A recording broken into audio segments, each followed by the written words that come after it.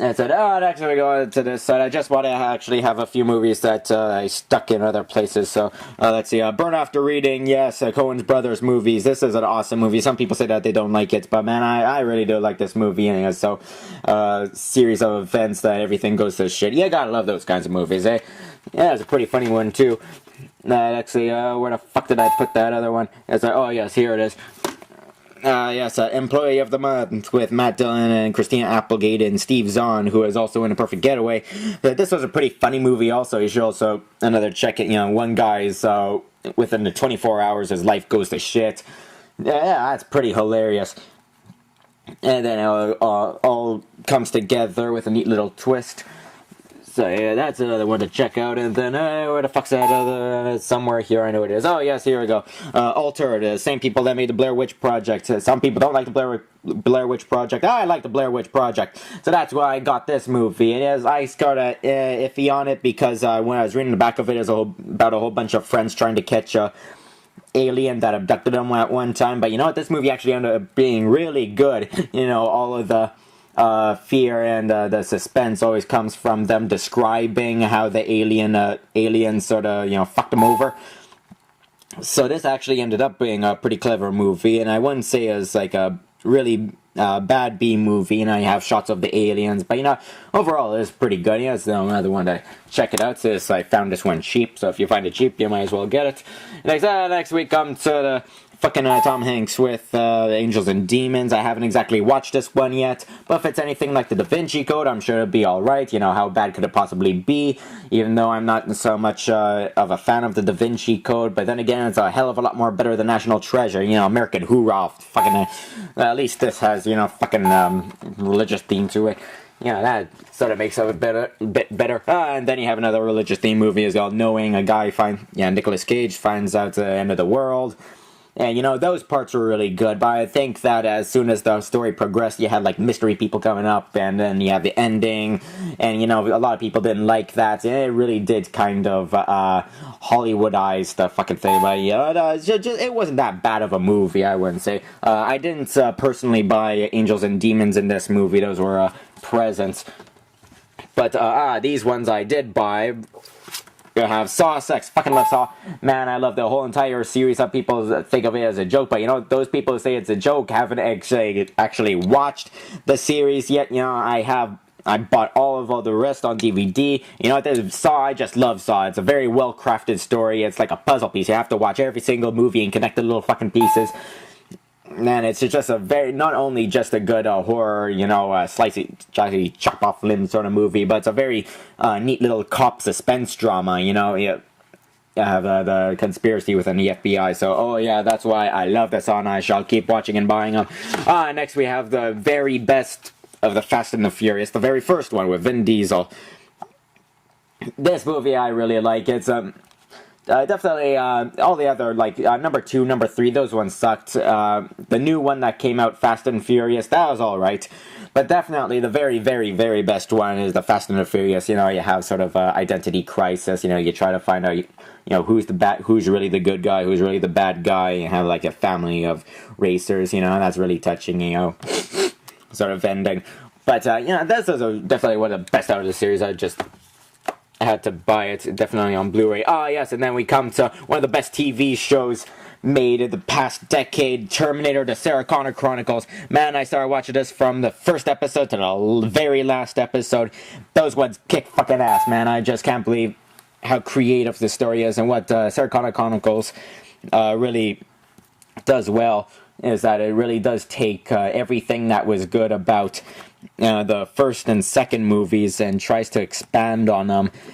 So this is very much more of a drama than an actual sci-fi shoot-'em-up sort of movie, even though it does have a lot of action. But man, I just love these cars. This series ended up being a very smart, very emotional series. You should really do check it out. It's definitely worth it. And then next we come to another Dario Argento movie that I just had to buy, The Stendhal Syndrome, starring his daughter Asia Argento. Man, this movie ended up being really, really, really well written, man. I just absolutely love it.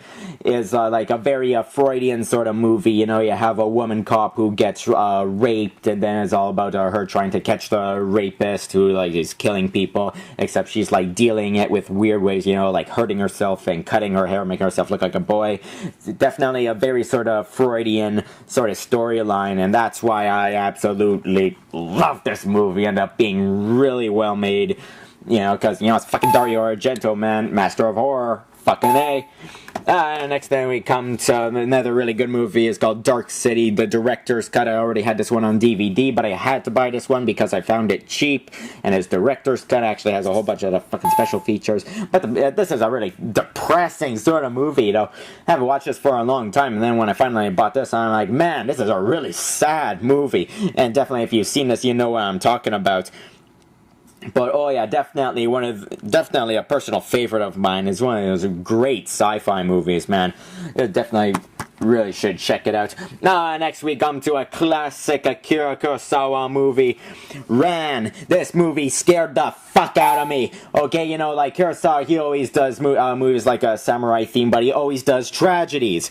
And when you take a tragedy that was written by Shakespeare and you put in a director that only does tragedy, you get like a super fucking tragedy with blood and rivers of blood fucking everywhere, and everybody's getting killed, and it's like, fuck, this was like way too much, man. Like, I always got sick watching this movie because it was so bloody and horrible, but not horrible in a bad sense. This was actually a very well made movie, and this is definitely a must see. Yeah, I have to get this one, man, and I'm glad I got this new one. It just came out on Blu-ray not too long ago. And then yes, and then we come to Halo. Fuck, I love Halo, man. Halo is one of the best games ever made. I have the number 1, number 2, and number 3. I don't have ODST yet. I'm sort of on it, but I shall buy Halo Reach when it comes out. But this ended up being a really good fucking movie, man. You know, it's have a whole bunch of different 7 different segments, all made by a different anime company, and it all comes together within like the Halo universe. So this was actually really well made. Like, a lot of the segments are really depressing, and then you have a lot of them that are action made, and then you have one comedy that would make me smile inside. But oh yeah, definitely a well pieced together little tiny short storylines. This made for an absolute great buy. Plus, it has a lot of very interesting special features, backstories of Halo and shit. So definitely, if you're a fan of the Halo series, this is a must pick up.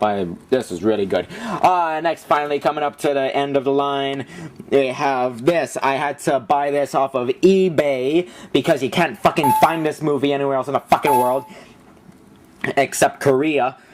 But this is the original My Sassy Girl. If you haven't heard of this one yet, it also had a remake, an American remake, that starred that girl from The Girl Next Door. But you have to watch the originals, and this one ended up being a very surprisingly excellent movie, man. It's a romantic comedy about a guy who starts dating a girl who turns out to be an antisocial alcoholic that beats him. That's really funny, man. But as you see, it got the director's cut. It got absolutely no English there, but it's sort of weird because then you have to go to the main menu, it's all in English, and I'm like sitting here going, what the heck? But anyway, very excellent movie. This was for a romantic comedy, this ended up being very excellent. I had a very great story, very sad, very funny, great ending. And this has just ended up being one of my new favorite movies, man. This is just that good. It's called My Sassy Girl. Remember that. So definitely a must pick up. If you're able to use eBay and shit, man, you should get this. Highly fucking recommended.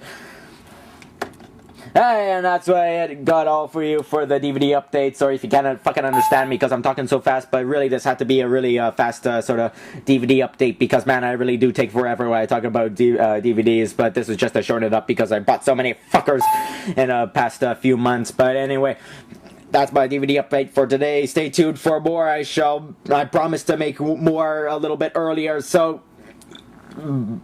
keep watching the movies. Yeah, man, I end these things like shit, eh? Ah, fuck you.